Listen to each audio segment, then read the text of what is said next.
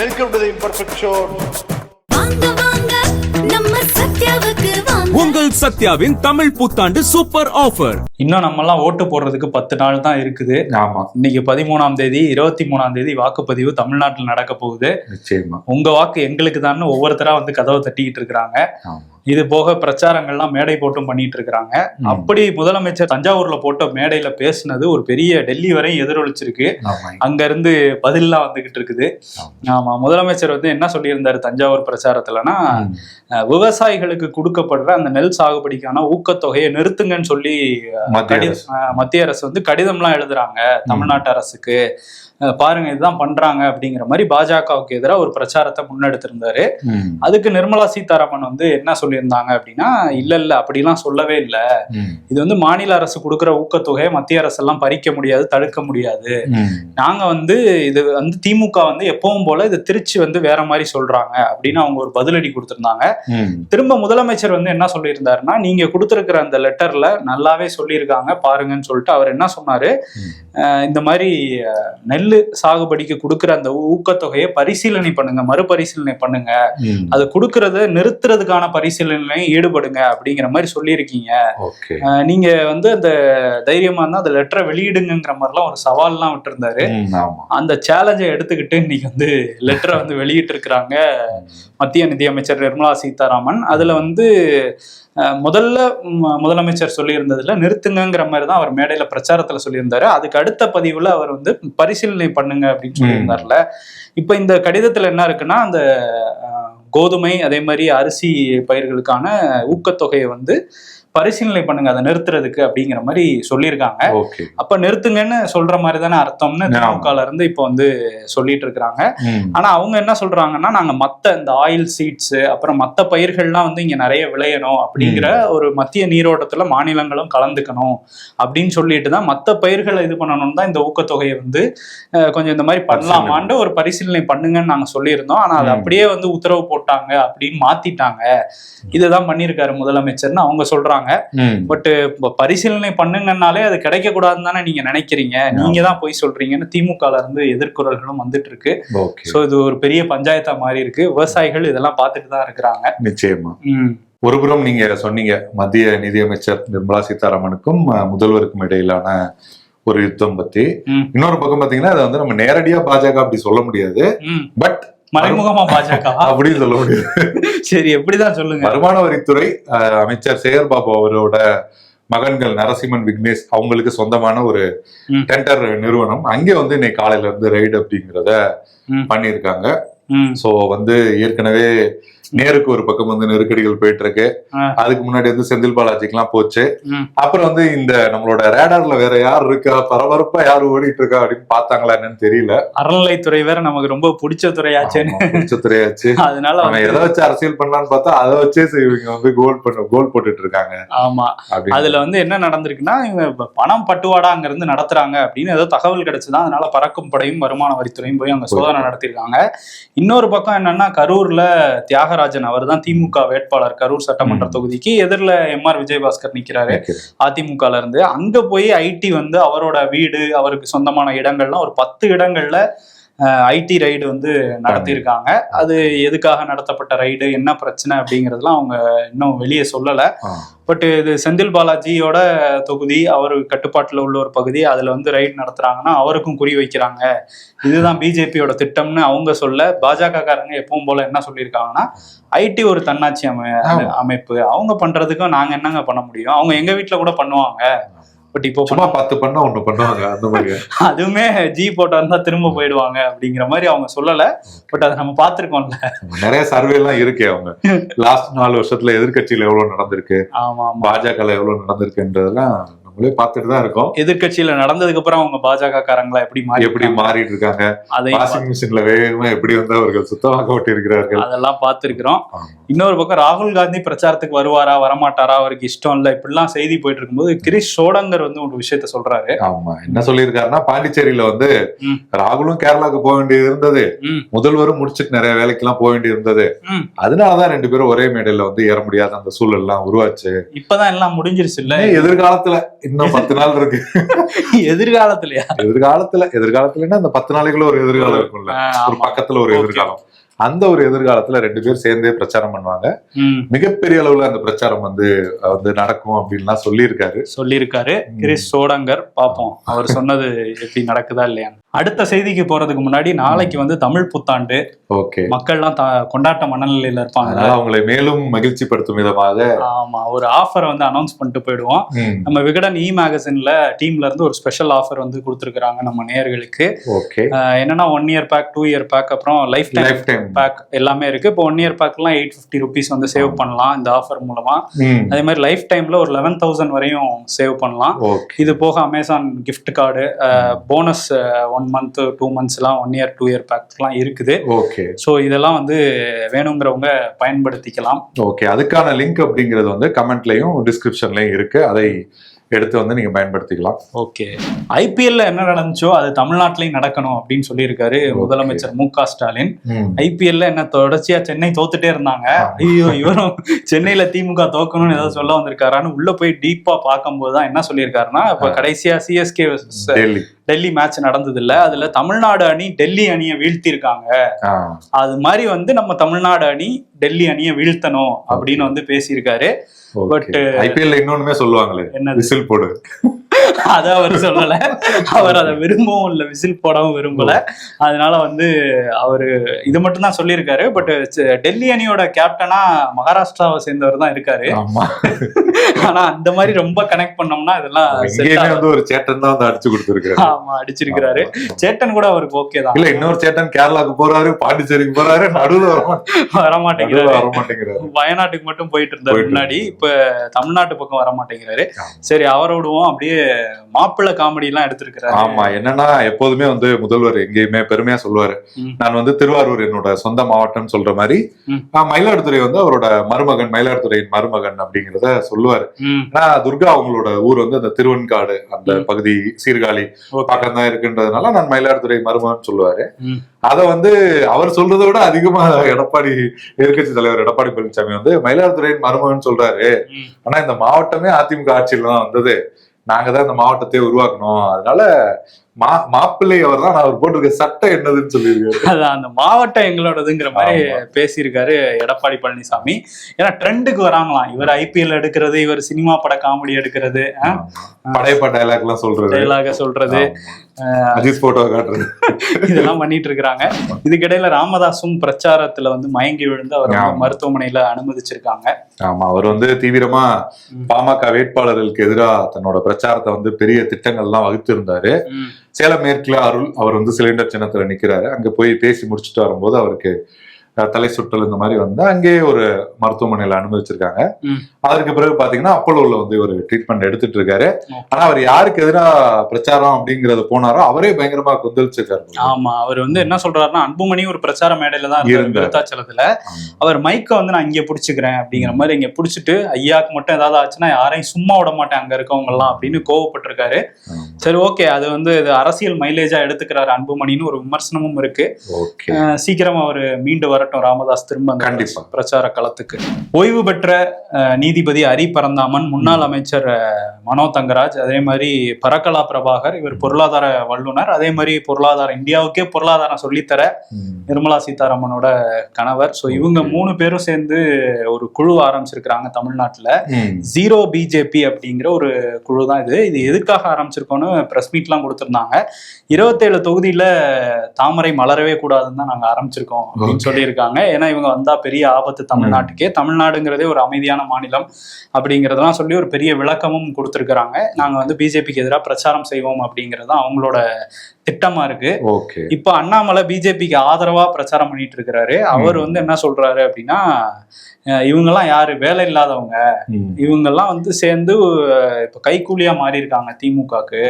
இவங்க வேங்கை வயல் போயிருக்காங்களா, மாநில பிரச்சனைகள் பத்தி பேசியிருக்காங்களா, இதெல்லாம் திமுக இறக்கி விட்ட ஆட்கள் அப்படின்னு சொல்லி விமர்சனம் எல்லாம் பண்ணியிருக்காரு.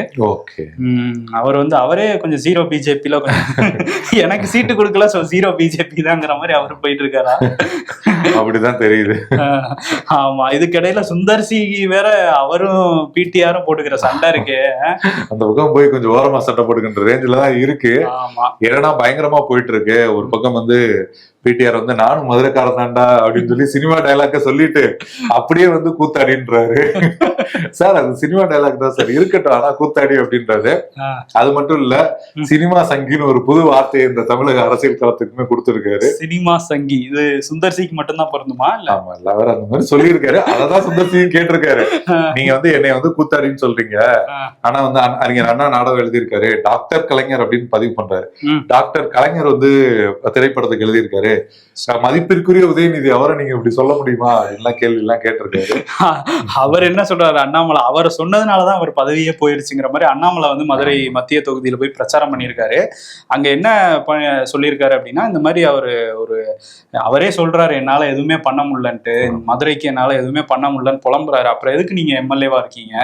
நீங்க ஒரு நல்ல நிதியமைச்சரா தான் இருந்தீங்க. அந்த நேரத்துல பார்த்து நான் ஒரு ஆடியோ வெளியிட்டேன், நான் தான் அதை வெளியிட்டேன், அது வந்து ஒரு 10 நிமிஷம் தான் வெளியிட்டேன், அதுக்கே உங்க பதவி வந்து மாறிடுச்சு நிதியமைச்சர்ல இருந்து. இன்னொரு 20 நிமிஷம் இருக்கான் அவர்கிட்ட, அதை வெளியிட்டா பல பிரச்சனைகள் அரசியல்ல வரும்னு தான் நான் வந்து வெளியிடாம. இதுக்கு பேர் பிளாக்மெயில்னு சொல்லுவாங்க. ஆமா, அதுதான் வந்து அவரு பண்ணிருக்காரு. பிரச்சாரத்திலேயே அவர் தான் சொந்த கட்சிக்குள்ள தானே பண்ணுவாரு, ஆடியோ வீடியோ அதை விட மாட்டாரு.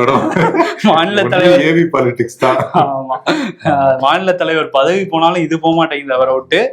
சுந்தர் சியும் வந்து கடுமையான விமர்சனங்களை அவர் மேல வைக்கிறாரு. மாறி மாறி அப்படி மதுரையை வந்து ஒரு மாதிரி பரபரப்பா வச்சிருக்கிறாங்க. ஆமா, சுந்தர் சியுமே சொல்றாரு, படித்தவர்னு சொல்றாரு, அது வந்து பேப்பர்ல இருக்கக்கூடாது, தாங்கள் பேசுறதுலதான் இருக்கணும் அப்படின்னு சொல்லி நோட் பண்ணுங்கடா அந்த மாதிரி தான் பேசிட்டு இருக்காரு. ஆமா, இதுக்கிடையில செல்லூர் ராஜு அவர் வேற ஒரு பங்குக்கு ஏதோ ஒண்ணு சொல்ல, அதுவும் பிரச்சனையா இருக்கு. அண்ணாமலை அவர்கள் பெங்களூர்ல வேலை பார்க்கும்போது, கர்நாடகாவில் வேலை பார்க்கும்போது, காவல்துறை அதிகாரியா இருக்கும்போது சிங்கம் போல இறங்கி எல்லா விஷயங்களையும் செஞ்சிருக்காரு. அது வந்து பஸ்மன் முத்துராமலிங்க தேவர் அவரோட மறு உருவமா அண்ணாமலை இருந்திருக்காரு அப்படின்னு சொல்லிட்டு சொல்லியிருக்காங்க. மதுரையில வச்சிருக்காரு சொல்ல. இப்ப வந்து மாணிக்கம் தாக்கூர் விருதுநகர்ல இருந்து கொந்தளிச்சிருக்கிறாரு. அவர் வந்து எப்படி நீங்க சொல்லலாம், அவரை வந்து அவமானப்படுத்துற வகையில நீங்க பண்றீங்க, இதெல்லாம் மதுரை மக்கள் உங்களுக்கு பதில் சொல்லுவாங்கன்னா பேசியிருக்காரு. சினிமால தளபதிக்கு எதிராக உலக நாயகனை நாங்க எதுக்கு இறக்குறோம் அப்படின்னு சொல்லிட்டு இறக்கியிருக்காங்கன்னு நினைக்கிறேன். அறிவாலயத்துல இருந்து அவர் 4 நாள் கால் ஷீட் கொடுத்திருக்காராம். 17, 18, 19, 20 4 நாட்கள் வந்து சுற்றுப்பயணம் போறாரு. அவர் வெளியில வந்து என்ன சொல்லுவாரு, அப்பப்பதான் அவர் வந்து போறாரு பிரச்சாரத்துக்கு, ஒர்க் ஃப்ரம் ஹோம் தான் பண்றாருன்னு சொல்லி அவர் இவரை சொல்லுவாரு. இதை நம்ம கேட்கணும். ஆமா, இவரே 4 நாள் தானே போறாரு, அதனால அந்த பாயிண்ட் எல்லாம் எடுத்துட்டு வர மாட்டாரு. ஓரளவு புரியாத மாதிரியே பேசிட்டு விஜய் ஆதரிக்கிறாரா, திமுக ஆதரிக்கிறாரா, அந்த மாதிரி ஏதாவது பேச போறாரு. அதெல்லாம் நம்ம பார்க்க போறோம். குறிப்பா 2 தொகுதிகள் அதுல நம்ம நோட் பண்ணோம். ஒண்ணு வந்து திருச்சி கிழக்கு, அங்கேயும் பிரச்சாரம் பண்றாரு, பெரம்பூர்லயும் வந்து பிரச்சாரம் பண்றாரு. சோ விஜய்க்கு எதிராக பேசுவாரு பிரச்சாரத்துல அப்படின்னு வந்து எதிர்பார்க்கிறோம். பாப்போம் என்ன பண்றாருன்னு எதிர்பார்க்கறாங்களாம் அறிவாலயத்துல. ஏன்னா அவர் என்ன பேச போறாருன்னு அவருக்கே தெரியாதுங்கிறதுனால, அவரு எப்படி என்ன பேசுறாருன்னு அவங்களுக்கு எப்படி தெரியணும்னு 2 சீட் தரேன்னு கடைசியில சொன்னாங்க. அதுக்காக 2 இடத்துல பிரச்சாரம் இல்ல நிறைய இடத்துல பண்றாரு. அதுல இந்த 2 இடம் முக்கியமான 2 இடம் விஜய் போட்டியிடுற இடம். விஜய்க்கு ஆதரவா ஒரு நடிகர் வேற பிரச்சாரம் பண்ணிருக்காரு. ஆமா, அது அவர் வந்து அதையுமே மறுத்திருக்காரு. விஜய்க்கு ஆதரவா இது வந்து கிடையாதுங்க, என்னன்றி ஏதோ நன்றி பத்தி எல்லாம் ஒரு திருக்குறள் எல்லாம் சொல்லியிருக்காப்புல. சொல்லிட்டு நம்ம நன்றி வந்து மறக்க கூடாது. என்னோட உறவினர் நீண்ட கால நண்பர் EPV கனகராஜ், அவங்க பேரெல்லாம் சொல்லி இவங்க எல்லாம் என்னோட நண்பர்கள், அவங்க குடும்பத்துல இருந்து தம்பி நிக்கிறாரு, சுயேட்சையா நிக்க போறேன்னு சொன்னாரு. அப்பவே வந்து நான் பிரச்சாரத்துக்கு என்னை கூப்பிட்டு இருந்தாரு, நான் வரேன்னு சொல்லியிருந்தேன். அதுக்கு நடுவுல பாத்தீங்கன்னா தம்பி போய் விஜய் கட்சியில சேர்ந்து வேட்பாளர் ஆயிட்டாப்ல, விபின் சக்கரவர்த்தி. அதனால இப்ப அவருக்கா பிரச்சாரம் வந்திருக்கேன், தம்பி நடுவுல எடுத்த முடிவுக்கா நம்ம முடிவை மாத்திக்க முடியாதுல்ல அப்படின்னு சொல்லியிருக்காரு. ஏன்னா அவங்க தியேட்டர், அந்த அவங்க குடும்பம் நடத்துற தியேட்டர்ல சாமானியன் படத்தை 50 ரூபாய்க்கு ஓட்டுனாங்க. யாராவது 50 ரூபாய்க்கு ஓட்டுவாங்களா? நான் கேட்டுக்கிட்டேன். சாமானிய மக்கள்னா சாமானியன் பாக்கணும்னா ஒரு 100 ரூபாலாம் வச்சீங்கன்னா வராது மாட்டீங்க, 50 ரூபா போட்டு ஓட்டுங்கன்னு அது 100 நாளைக்கு மேல ஓடிச்சான். அதுக்கெல்லாம் வந்திருக்காரு. ஒரு சாமானியன் ஒருத்தரோட கட்சியோட வேட்பாளருக்கு. ஆமா, சாமானியன் வந்து அவரும் ஒரு சாமானியனா வந்து ஓட்டு கேட்கிறாரு. இது வந்து ஆலங்குளம் தொகுதி வேட்பாளர். ஆமா, இவர் வந்து நான் வந்து அதிமுகவோட தொண்டன் தான் அப்படிங்கறதையும் சொல்லிக்கிறாரு. இன்னொன்னு எனக்கு என்ன தோணுதுன்னா, அதுல எடப்பாடி பழனிசாமிக்கு மறைமுகமா ஒரு எச்சரிக்கை எடுத்திருக்காருன்னு நினைக்கிறேன். என்னன்னு, ஏற்கனவே அவர் ஒரு இடத்துல சொல்லியிருப்பாரு, என்னை வந்து சரியா பயன்படுத்திக்க மாட்டேங்கிறாங்க அதிமுக, அதனால இப்ப வந்து ஒருவேளை இவர் இங்க நின்று விபின் சக்கரவர்த்தி லட்சக்கணக்கான வாக்குகள் இல்ல ஆயிரக்கணக்கான வாக்குகள் வாங்கிட்டாருன்னு வச்சுக்கீங்களேன், பாருங்க நான் பண்ண பிரச்சாரம் குறிப்பால் உணர்த்தலாம் அப்படின்னு அவர் நினைக்கிறாரு போல. சரி, ஆனா வந்து பாஜகவோட பி டீமா திமுகவோட பி டீமா தாவேகா அப்படிங்கறதான் பெரிய சண்டையா போயிட்டு இருக்கு ரெண்டு தரப்புக்கும். ஆமா ஆமா, அதுல திரும்ப வந்து சில விஷயங்களை சொல்லியிருக்காரு. ஆமா, திரும்ப என்ன சொல்லியிருக்காருன்னா, சிறுபான்மையினர் வாக்குகளை வந்து பிரிக்கிறதுக்காக தான் விஜய் வந்து களமிறக்கி இருக்காங்க. சிறுபான்மையினர் வாக்குகள் பிரிக்கிறது மூலமா பாஜக கூட்டணிக்கு வந்து ஒரு வெற்றி வாய்ப்பு உருவாக்கும். விஜய் வந்து பாஜகவோட பி டீம் தான் அப்படின்னு சொல்லி திருமாவளவன் வந்து சொல்றாரு. நயினார் நாகேந்திரன் என்ன சொல்றாருன்னா, எங்களுக்கு வர வேண்டிய திமுக அதிருப்தி வாக்குகளை பிரிச்சு அவர் எடுத்துக்கிட்டாருன்னா அது திமுக வெற்றி பெறதானே ஈஸியா இருக்கும். அதனால திமுக வெற்றி பெற வைக்கிறதுக்காகவே அவர் கட்சி ஆரம்பிச்சிருக்காரு அப்படின்னு சொல்லி ரெண்டு பேரும் பாஜக வாக்குன்னு அவர் ஒத்துக்கிறாரு. அதான் நீங்க வந்து அவரோட பி டீம் இவர் சொல்ல, அந்த பக்கத்துல இருந்து இவங்களோட பி டீம் சொல்ல, இப்ப ரிசல்ட்ல யார் ஜெயிக்கிறாங்களோ அவங்கள வச்சு அவங்க பி டீம் எடுத்துக்கலாமா இல்ல எப்படி? எலெக்ஷன் கமிஷனோட பி டீம் தான் சொல்லல. சரி, ஓகே. அதே மாதிரி விஜய் வந்து பிரச்சாரத்துக்கு வருவாரா வரமாட்டாரா, அதுவும் கும்பகோணம் பக்கம்லாம் வருவாரான்ட்டு அந்த வேட்பாளருக்கே சந்தேகமா இருந்திருக்கும் போல. தொழில்நுட்பத்தை இறக்கிடுவோம், தலைவர் வரலன்னா என்னட்டு ஹோலோகிராம் தொழில்நுட்பத்தை வச்சு விஜய் பேசுற மாதிரி அதெல்லாம் வந்து பண்ணியிருக்கிறாங்க. மோடிக்கு 2014 பண்ணிட்டாங்க, இப்பதான் வந்திருக்கிறாங்க அந்த இதுக்கு. சரி, அதே மாதிரி இன்னொரு விஷயம் என்னன்னா, விஜய் வந்து இந்த தமிழ்நாடு சிட்டிசன் பிரிவிலேஜ் கார்டு அப்படின்லாம் சொல்லியிருந்தாரு. அது வந்து நீங்க எங்கேயுமே வர வேணாம், வீடு தேடி திட்டம் வந்துடும், அந்த கார்டுல வந்து எல்லா டீடைல்ஸுமே இருக்கும், இந்த திட்டத்துல நீங்க பயனரா இருப்பீங்கன்னு அந்த அஜெண்டாக்குள்ள வந்துட்டீங்கனாலே உங்களுக்கு அனுப்பிச்சிருவோம் வீட்டுக்கே திட்டத்தை அப்படின்லாம் சொல்லியிருந்தாரு. ஏற்கனவே ரேஷன் கார்டு இருக்கு, எதுக்கு இந்த கார்டுன்னு திமுக இருந்து கிளம்பி இன்னொரு கார்டுமே இருக்கு, ஆதார் கார்டு. அதுவே எல்லாத்துக்குமே ஐடென்டிட்டியா இருக்குன்னு சொல்லுவாங்க, ஆனா அதுலயே போட்டோ சரியா இருக்காது. இவன் தான் இவனான்னு கண்டுபிடிக்கிறதுக்கே எப்படி ஒரு 1/2 hour ஆயிடும். அதுக்குதான் இந்த கார்டு கொண்டு வருவோம்னு தாவேக்கால சொல்லுவாங்கன்னு நினைக்கிறேன். ஆமா, இன்னொன்னு இந்த வீடு தேடி போற திட்டம் அதெல்லாம் வந்து ஆந்திராலேயே ஜெகன்மோகன் ரெட்டி அது பண்ணிட்டு இருந்தாரு. அதுதான் அவர் சொன்னாரு. ஒரு 5 குடும்பத்துக்கு ஒரு வாலண்டியர்ஸ் மாதிரி எல்லாம் இருப்பாங்க, அவங்களே இந்த உதவித்தொகை இதெல்லாம் வந்து கொண்டு போய் சேர்த்துருவாங்க. ஆமா, இங்க இருந்து எடுத்து பட் ஜெகன் ஒரு 45% ஓட்டு வாங்கினாரு. இவர் நடைப்பயணம் போனாரு. அதான் இவர் சைக்கிள் பயணம் தான் போறாரு. மாத்தி சைக்கிள் சின்னத்துல சுயேட்சைகளுக்கு ஓட்டு போட போறாரு. சைக்கிள் பயணம் எத்தனை மீட்டர், வாழ்க்கை ஒரு வட்டம்ங்கிறத காட்டினாரு இங்க கன்னியாகுமரியில.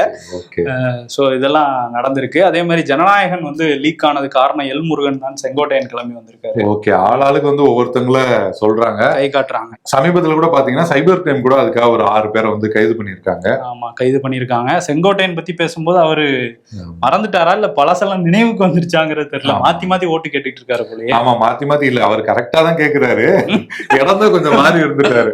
அவர் வந்து வழக்கம் போல என்ன 77ல இருந்து எந்த சின்னத்துக்கு ஓட்டு கேட்டாரோ அதே சின்னத்துக்கு இப்பவும் நன்றி மறக்காமல் அதே நினைவோடு வந்து கேட்டுட்டு இருக்காரு. இரட்டை இலைக்கு வாக்களிங்கள் கேட்டுட்டு இருக்காரு. ஆமா, இரட்டை இலைக்கு போடுங்க. ஐயோ இல்ல இரட்டை இலைன்னு சொல்லி கேட்டே பழகிட்டேன், அதனால வந்துருச்சு அப்படின்னு சொல்லி அப்புறம் விசிலுக்கு வந்து மாத்திருக்காரு. எனக்கு தெரிஞ்சு ஓட்டு போடுற அன்னைக்கு நேரா போய் இரட்டை இலை அமைக்கிட்டேன். அதுக்கான வாய்ப்புகள் ரொம்பவே அதிகமா இருக்கு. ஆமா, வெளியில வந்தோடனே விசில் சத்தம் கேட்டோன்னு அவருக்கு மறந்து மாத்தி அமைக்கிட்டனே அப்படின்னு சொல்ல போறாரு. சரி, இந்த ஜனநாயகன் விவகாரத்திலே தென்னிந்திய தொழிலாளர் சங்கம் வந்து என்ன, திரைப்பட தொழிலாளர் சங்கத்துல இருந்து ஆர்.கே. செல்வமணி வந்து என்ன சொல்றாருன்னா, இது வந்து எங்களுக்கு ஒரு பெரிய பாடம், இப்ப டிஜிட்டலா மாத்தணும்னா நிறைய பேர் கையில படம் இருக்கு, இப்ப லீக் ஆனது ஒரு பெரிய பாடம், கைது பண்ணியிருக்காங்க, எங்க திரைப்பட தொழிலாளர் சங்கத்தை சேர்ந்த யாராவது பண்ணியிருந்தாங்கன்னா அவங்க இனிமே சினிமால இருக்க முடியாது, கடுமையான நடவடிக்கை எடுக்கணும்னு அவர் பேசியிருக்காரு. இந்த படத்தெல்லாம் பத்தி பேசும்போது புலி படம் அதுக்கு வந்து சம்பளம் வாங்கினாரு, ஆனா வருமானத்துல ஒரு தொகையை வந்து காட்டாம விட்டுட்டாரு, கணக்குல காட்டல விஜய்ன்னு சொல்லி ஒரு 1.5 கோடி ரூபாய் அபராதம் ஐடில போட்டாங்க. அது எப்படி நீங்க எங்க மேல போடலாம், எங்க மேல தப்பு இல்லைங்கிற மாதிரி விஜய் தரப்பு கோர்ட்டுக்கு போக, இல்ல அந்த அபராதம் நீங்க செலுத்தணும்னு கோர்ட் வந்து சொல்லியிருந்தாங்க. அது வந்து இப்ப மேல்முறையீடு பண்ணியிருக்காரு விஜய் தரப்புல இருந்து உயர்நீதிமன்றத்திலே மேல்முறையீடு பண்ணியிருக்காங்க. இன்னொரு தகவல் என்னன்னா, அஜிதா ஆக்னல் வந்து கனிமொழி முன்னிலையில திமுக சேர்ந்திருக்காங்க. ஆமா, அவங்க வந்து மாவட்ட செயலாளர் பொறுப்பு கொடுப்பாங்க அப்படின்னு எதிர்பார்த்தாங்க, அதுவும் கொடுக்கல. ஒருவேளை அண்ணன் வந்து நம்மள வேட்பாளரா களமிறக்குவாரோ அப்படிங்கிற மாதிரி எல்லாம் நம்பிட்டு இருந்தாங்க. பட் வேட்பாளராகவும் அவங்க அறிவிக்கல. விஜய் அவரோட நண்பரே இங்க அறிவிச்சிட்டாரு. அதனால வந்து நடுவுல எல்லாம் உங்களுக்கே தெரிஞ்சிருக்கும், வந்து அந்த பதவி கொடுக்கலன்னு போய் கார்ல எல்லாம் போயிட்டு மறிச்சாங்க, எல்லாம் பண்ணாங்க. எப்போதுமே ஒரு ஆதரவாளர்கள் படைபலம் சூழதான் போவாங்க, நம்ம இங்க இவ்வளவு எஃபர்ட் போடுறதுக்கு அதை போயிட்டு அங்கேயே போட்டலாமே சொல்லி அங்கேயே போயிட்டாங்கன்னு நினைக்கிறேன். ஆமா, அது வந்து விஜயண்ணன் தான் பண்ணல, நம்ம அண்ணன் பில்லா ஜெகன் இருக்காரு, அவர் திமுக தான் இருக்காருன்னு அவரு கூட வந்து அவருமே ஏற்கனவே வந்து எஸ்ஏசி தூத்துக்குடி இந்த பக்கம் எல்லாம் போகும்போது அவருக்கு பக்கபலமா, விஜய்க்குமே ரொம்ப ஒரு மாதிரி நெருக்கமானவர் தான். நம்பராதான். ஆனா அவர் இப்ப திமுகல இருக்காரு. அதே மாதிரி விஜய் கட்சியில இருந்த அவங்க தங்கச்சி அஜிதாவும் இப்ப திமுகல இருக்காங்க. விஜயின் தமிழக வெற்றி கழகம் ஆரம்பிக்கப்பட்டு அவங்கள வந்து டிவிகே அப்படின்னு அழைக்க ஆரம்பிச்ச காலத்திலேயே வந்து அப்படிலாம் கூப்பிடக்கூடாது, நாங்க தான் வந்து ஓஜி டிவிகே அப்படின்னு வேல்முருகனோட தமிழக வாழ்வுரிமை கட்சியினர் வந்து போர்க்கொடி உயர்த்திட்டே இருந்தாங்க. ஆமா, தேர்தல் ஆணையத்துக்கு கூட போயிட்டு பல்வேறு விஷயங்கள்லாம் செஞ்சாங்க.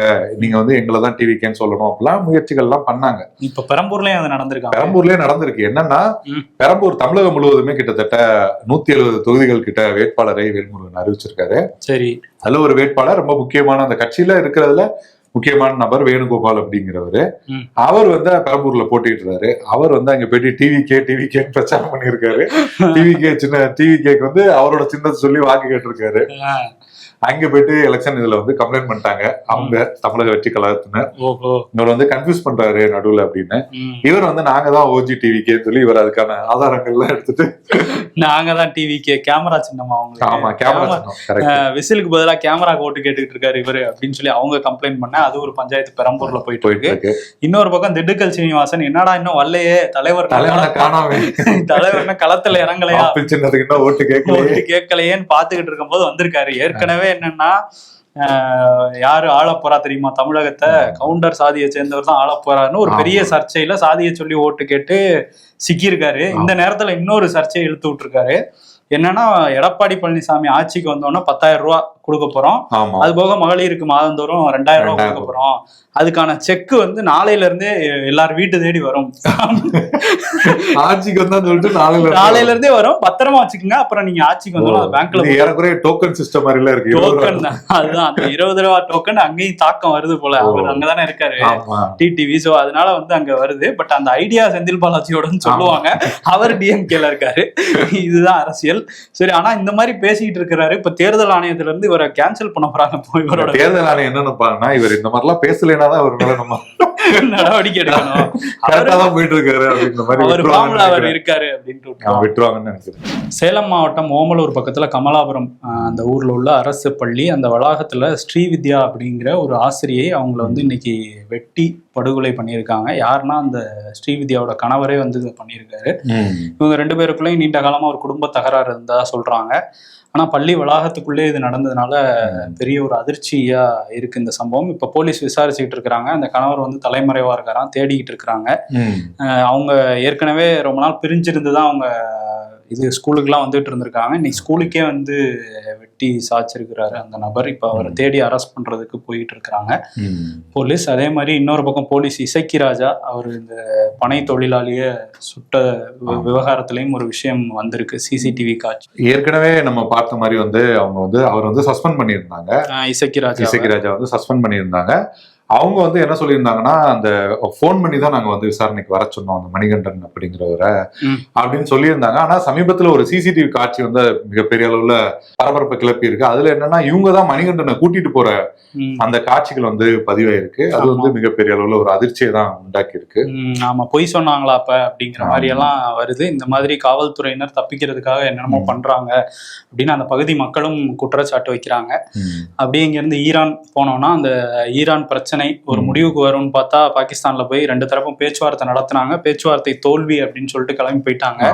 இப்ப ட்ரம்ப் வந்து என்ன சொல்றாரு அப்படின்னா, ஈரான் வந்து எங்களுக்கு ஒத்து வர மாட்டேங்கிறாங்க, அதனால ஸ்ட்ரைட் ஆஃப் ஹோர்முஸ் அந்த பாதையை வந்து நாங்களே மூடுவோம், இங்க இருந்து நாங்களே வந்து அதை கண்ட்ரோல் பண்ணுவோம், அது வழியா காசு கொடுத்துட்டு ஈரானுக்கு காசு கட்டிட்டு ஒரு கப்பல் வந்தா கூட நாங்க அதை முற்றுகையிடுவோம், எங்க கப்பலை வச்சு நிறுத்துவோம் அப்படின்லாம் பேசிக்கிட்டு இருக்கிறாரு. இப்படிலாம் பண்ண ஆரம்பிச்சாங்க அப்படின்னா உலகத்துல இந்த வர்த்தகம்ங்கிறது நின்று போயிடும், நமக்கு வர வேண்டிய கச்சா எண்ணெய் வராது. எல்பிஜி இப்பவே வந்து வணிக சிலிண்டருக்கு பெரிய தட்டுப்பாடு இருக்கு. ஹோட்டல்ஸ் எல்லாம் ரொம்ப கஷ்டப்பட்டுட்டு இருக்கிறாங்க. பல தரப்பும் அதனால கஷ்டப்படுறாங்க, ஹோட்டல்ஸ் மட்டும் இல்ல. இதனால இந்த பிரச்சனையை பெருசாக்குறதுக்கு தான் ட்ரம்ப் பார்த்துட்டு இருக்கிறாரு. ஈரான் தரப்புல என்ன சொல்றாங்கன்னா, அவங்க ஒரு சில கோரிக்கைகளை வைக்கிறாங்க. அது எதுவுமே எல்லாமே நாங்க அடிபணிஞ்சு போற மாதிரியே இருக்கு. ஒரு காம்ப்ரமைஸ்னா ஒரு 2 தரப்புக்கும் இருக்கணும், ஒரு சமரசமா 2 தரப்பும் ஈக்குவலா இருக்கணும். அப்படி இல்ல அப்படின்னு அவங்க குற்றச்சாட்டு வைக்கிறாங்க. இது எங்க போய் முடியுமோ தெரியல.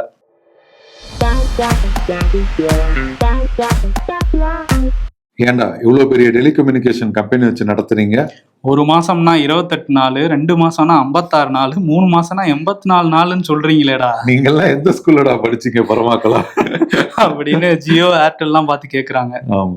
வெயில் காலத்துல பறவைகளுக்கு தண்ணீர் வைங்கன்னு கருணை காட்டுறதும், சாயங்காலம் ஆனதும் காடை லெக் பீஸ் சில்லி சிக்கன்லாம் சாப்பிட்டு வெளுத்து கட்டுறதும் ஒரே ஆளா? அப்பதானே நல்லா வளரும் சாப்பிட்டு. ஆமா.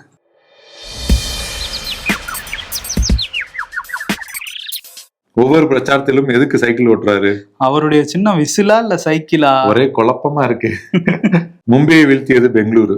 கைய கொடு சகல வா பாயிண்ட் டேபிளுக்கு கீழே வா அப்படின்னு மும்பை சிஎஸ்கே கூப்பிடுறாங்களாம். ஓகே,